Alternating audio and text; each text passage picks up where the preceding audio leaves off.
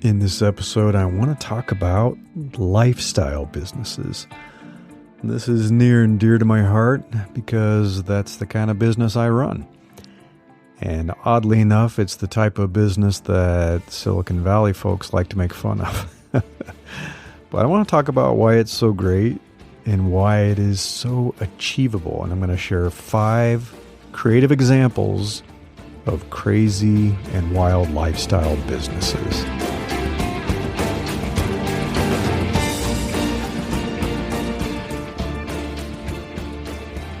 I'm Larry Cornett, and this is Invincible Solopreneurs. So this is also at newsletter.invinciblesolopreneurs.com if you want to read it, and I've linked a few things. It's 5 creative examples of lifestyle businesses. How could you potentially replace your 9-to-5 income? So planning a new business can already feel a bit scary, especially if it's your first time. If this is something you haven't done before, yeah, it's a little scary. It's a little intimidating. It's even more overwhelming if you tell yourself that you need to come up with a multimillion-dollar business idea, or even worse, a billion-dollar idea. So I'm going to take a moment and tell a true story. I experienced that last bit of stress when I met with a potential investor to discuss a startup I was planning probably back in 2011. It was a long time ago. And I still think it'd be a cool product. Really cool product and a cool business, by the way. Briefly, just imagine having backstage access to your favorite performance artist during their informal practice sessions. So when they're just riffing and practicing and just being themselves. Yeah, I still want it. I still think it's a cool idea. Anyway, he said, I don't think we'd be interested. At most, that idea would generate about $50 million in revenue a year. And we only invest in startups that have the potential to reach $1 billion. Yeah, okay then. I would have been happy with $50 million. So let's not set a ridiculous goal like that for your business. I mean, hey, if you do end up making millions and billions of dollars from your idea, kudos. Congratulations. I'm not telling anybody not to go for that. But I know a more realistic goal will set you free from your 9-to-5 job more quickly and give you an enjoyable life during your business journey. And do you know what that goal is? What that realistic goal is? Just replace the income you receive from your current 9-to-5 job. That's it. The first, quote, lifestyle business I created did that easily within the first few months, right after I started it. And even better, it started generating a greater annual income than my previous 9-to-5 salary by probably the end of the first year. I was doing well enough to be the only income earner for the family, so I was supporting a family of 4. We had 2 very young children, a little baby and a toddler. We were renting a house. I had just bought a new SUV with cash, which first time in my life. And then we felt pretty darn comfortable with our lifestyle. However, maybe you're not familiar with the term lifestyle business.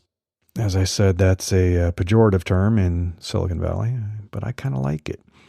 Let me start with what I think is a pretty nice definition from Wall Street Mojo. So here's what they say. A lifestyle business is a type of business that is designed to support the owner's preferred lifestyle rather than solely focusing on maximizing profits or achieving high levels of growth. Owners of lifestyle businesses prioritize personal goals, such as flexibility, work-life balance, and the pursuit of their passions, over the traditional business objective of maximizing profits. So yeah, it's not about maximizing profits. It's not about $1 billion business. And I like the point they make about the owner prioritizing personal goals over business goals.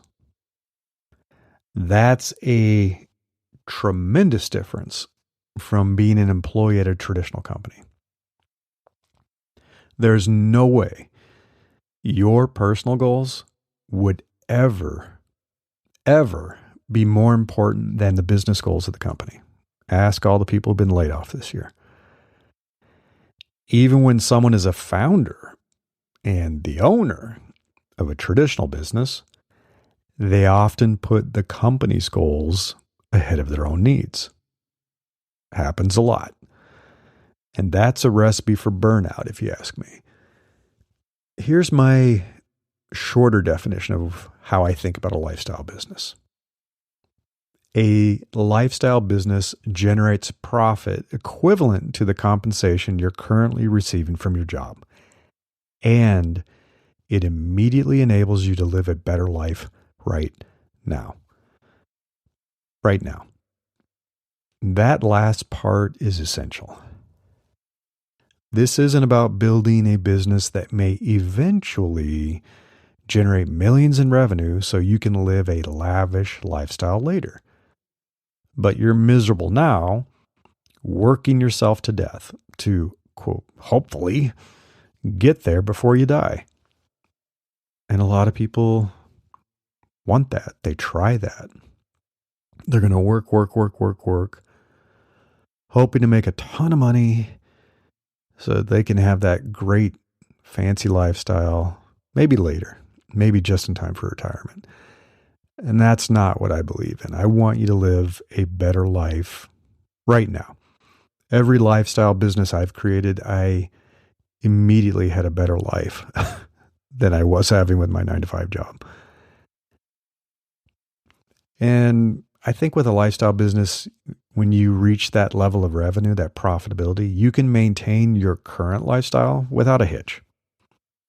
So that's the idea. You kind of transition from your current job to this lifestyle business, and pretty quickly you have enough money that it feels kind of seamless. For some people, that's easier than they would imagine. You know, if they're working a minimum wage job, it's not going to take a lot to replace that income.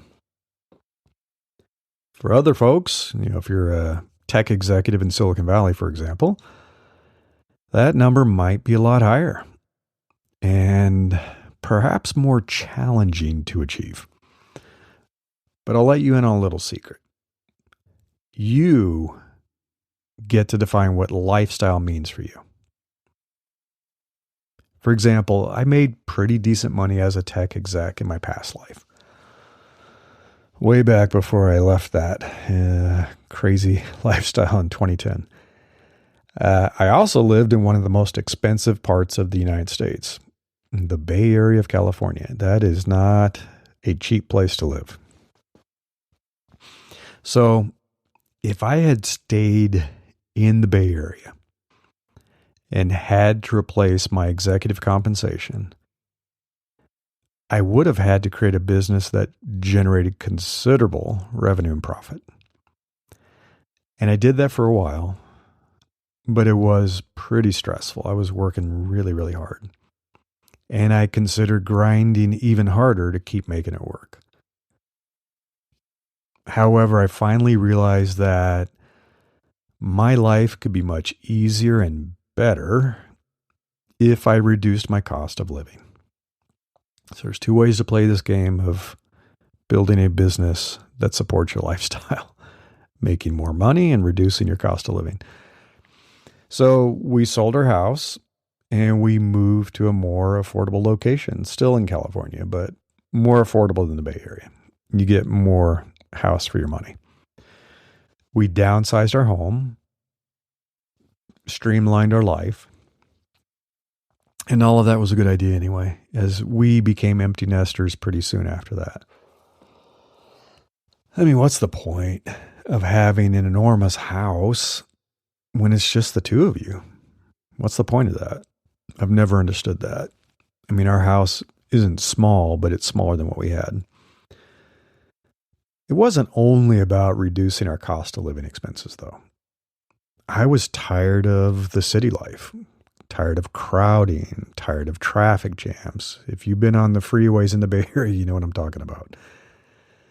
And for the longest time, long before moving to California, we'd always dreamed of living in the country somewhere with more land, and loved the idea of being closer to the mountains to go skiing, wanted to be close enough to national forest to go for hikes. And we're really close to a national forest. So I intentionally designed the life I wanted and a business to enable it. This wasn't accidental.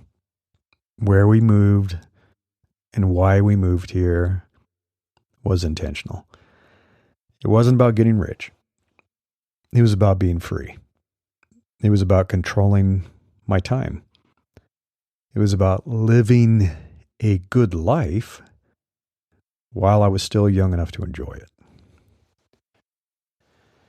And I have a quote from Derek Sivers. If you don't know who Derek Sivers is, he's an interesting individual.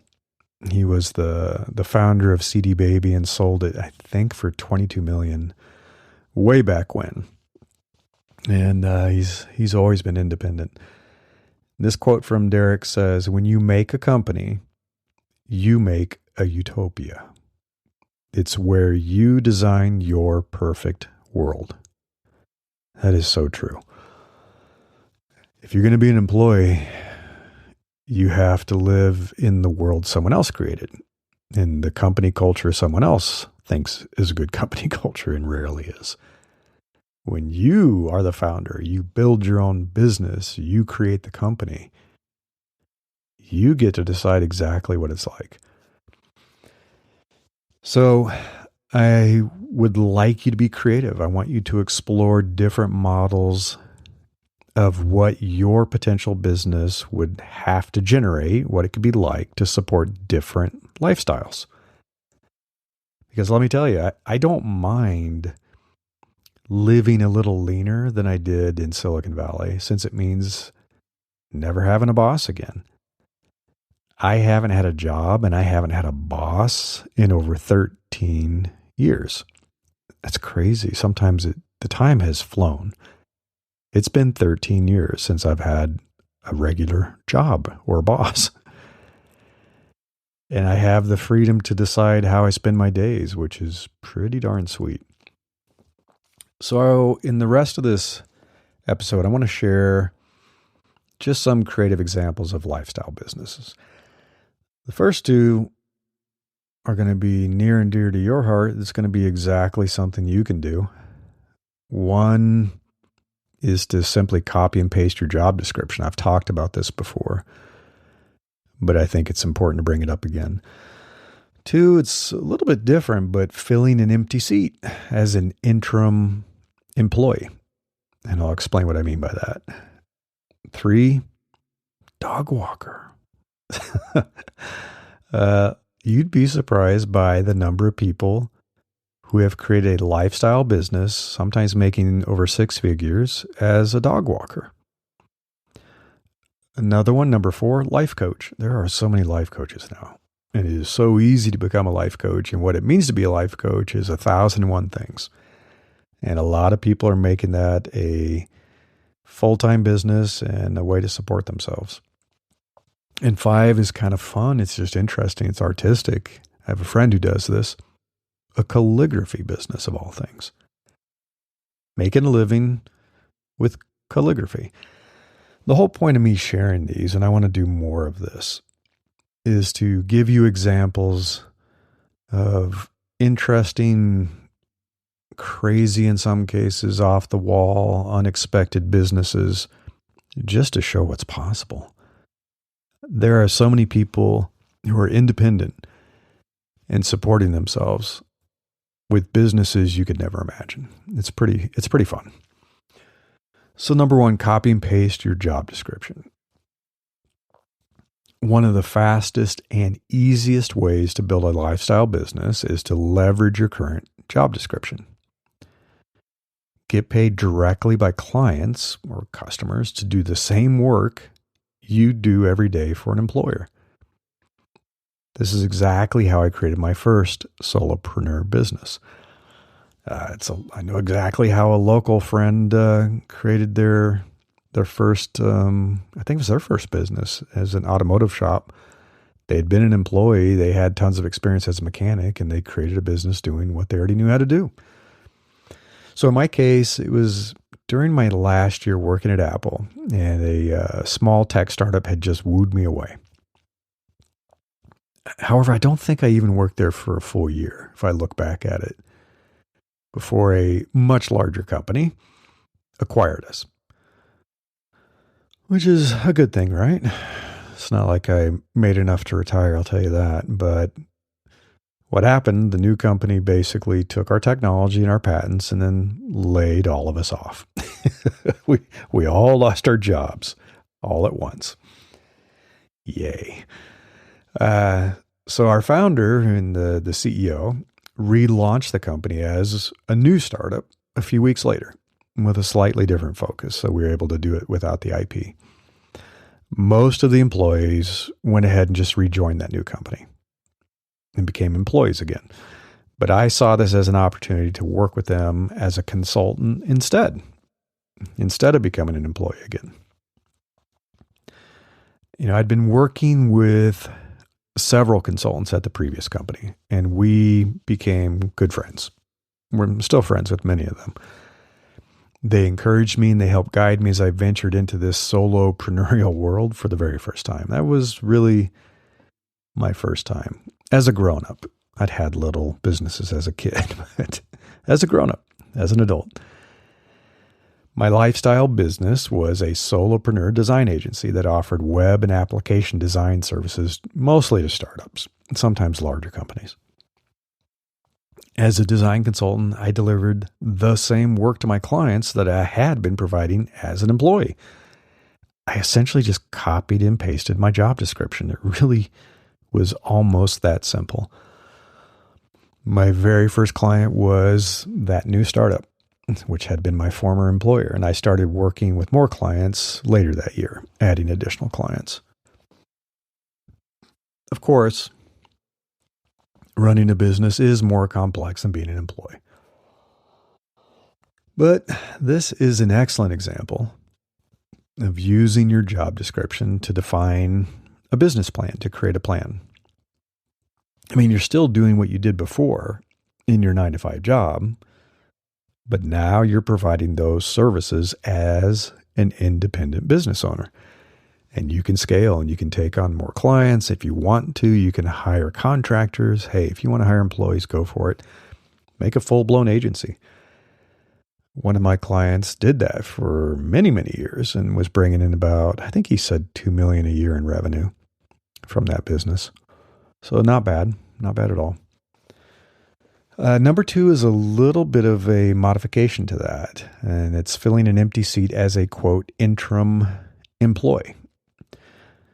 I often tell my clients that if they're looking for a new job, they can look at job openings as an opportunity to potentially pitch their services to fill that seat temporarily. If they don't want that full-time job, they can offer themselves as a consultant and say, hey, I'll play that role until you find who you're looking for. I have a good network. I can help you find somebody. It works pretty well. I've had a few engagements like that. So one tech startup many years ago wanted to hire a full-time CPO, Chief Product Officer, and approached me about the role. Unfortunately, it would have required an international relocation for my family, and I just didn't want to do that.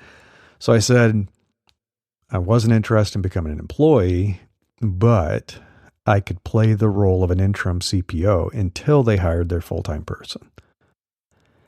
And I ended up consulting with that company on retainer for years. I even joined their board. Another company wanted to hire a full-time head of design, head of UX. Again, I wasn't interested. I didn't want a full-time job at the time. So instead, I offered to consult with the company and to be their interim head of design and to help them find and hire my replacement, to look for people, to interview people, and get that person up and running before I left. And that gig lasted about a year and a half, I believe. And it was great. It's fun working with those folks. So when you're experienced and you're good at what you do, you can build a business around being an interim employee. Like I was an interim CPO. You could be an interim, head of design, or an interim, head of engineering, whatever it might be. Or providing what they call fractional services. You probably heard of fractional CFOs, and I link that. If you go to newsletter.invinciblesolopreneurs.com, you can look into it. So offering a fractional role is great for companies that don't need or can't afford someone in that full-time position. And this does happen a lot with CFOs.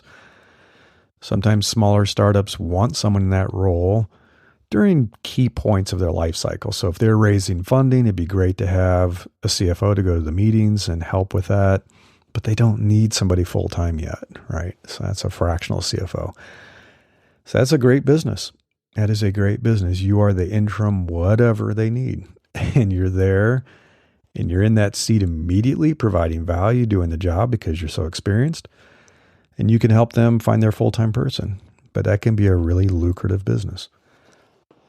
So I'm going to do some fun ones. I always talk about tech. I always talk about Silicon Valley and stuff like this. So I want to talk about stuff that's entirely different. So third one is dog walker.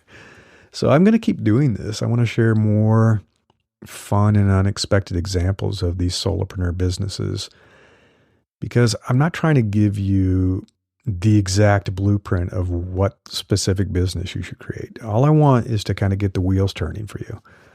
I want to inspire you with these stories. I want to spark your creative thinking and come up with all kinds of ways that you could build a really fun business for yourself that you enjoy and that you're good at doing. But who knew? Who knew that a dog walker could earn over $100,000 a year? News to me. Earlier this year, I think it was in January, the New York Times reported that some dog walkers in New York City, probably Manhattan, are earning six figures. And they said this is probably due to a lot of people who got dogs during the pandemic. Everybody wanted a companion. Fantastic. During the pandemic, we're working at home. That's all well and good. But guess what's happening now? Companies are saying, hey, remote employees, I know we said you could work remote forever, but we lied. We want you to come back to the office. This corporate real estate is super expensive, and we want to make sure we're using it. So they're pulling people back into the office 3-4 days a week, some 5 days a week.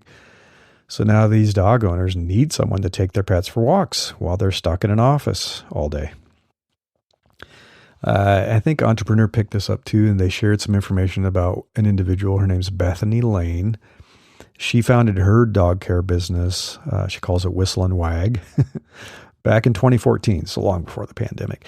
I think she charges around $35 a walk. And she initially started this looking for a way to pay rent and pay off some loans that she'd taken on, probably student loans, while she was pursuing her first career in public health. But it's really taken off, and I'd say that her lifestyle business has worked out pretty well. It's earning in the six-figure range. She wasn't specific, but she said she was comfortably in the six-figure range. She's paid off her loans. She's had to hire more dog walkers. So I don't know if she's doing this as contractors or employees, but yes, maybe she's no longer just a pure solopreneur, but it's a lifestyle business. And she was able to purchase a vacation home. Not bad. So there's a quote from Bethany. If I would have told my younger self I can make a living caring for dogs, I never would have believed it. Pretty cool. It's pretty cool to make a comfortable living doing something you love, isn't it? Number 4 is life coach. So life coaching is an interesting business. It's an unregulated profession. You don't need a license to become one, although a lot of people do get certified. So they get certified and become through the ICF, many of them. There's no oversight boards. There's no standard curricula for training. There really isn't a standard code of ethics. ICF has their own. Basically, if you want to say you're a life coach, you can. You can say, I'm a life coach now. No one can stop you. No one can stop you from putting up a website saying, I'm a life coach. And you could start finding clients and start working with people. There's a little snippet from Very Well Mind that explains what a life coach is. Life coaches can help you clarify your goals, identify the obstacles holding you back, and then come up with strategies for overcoming each obstacle. And they tend to do a lot of different stuff. They work with people on life issues. For example, how do I break a bad habit? Financial challenges is a common one. I can't seem to stop wasting money. I need help with budgeting. A lot of relationship stuff. That's hard to say. Why do all my dating relationships end in disaster? That's probably a business that can keep going forever. And they even say they do career coaching, people who are struggling at work. There was an interview with Stacy Smith. She's a successful life coach. She built her 6-figure business before she even had a website. So she didn't even have a website up yet. And she already had a 6-figure business going. I've talked about this before. People waste too much time and money doing all the things they need to do, like getting a logo and a trademark and a website and a portfolio and this and this and that. And you really just need social media, phone, maybe do Zoom calls, have some way to take money. That's about it. You do not need all the fancy stuff. So she already had a business up and running before she built a website. She did get started by hiring a coach. A lot of coaches have their own coach. I've worked with coaches. I'm going through some coaching right now. And she did get certified before she had her business up and running.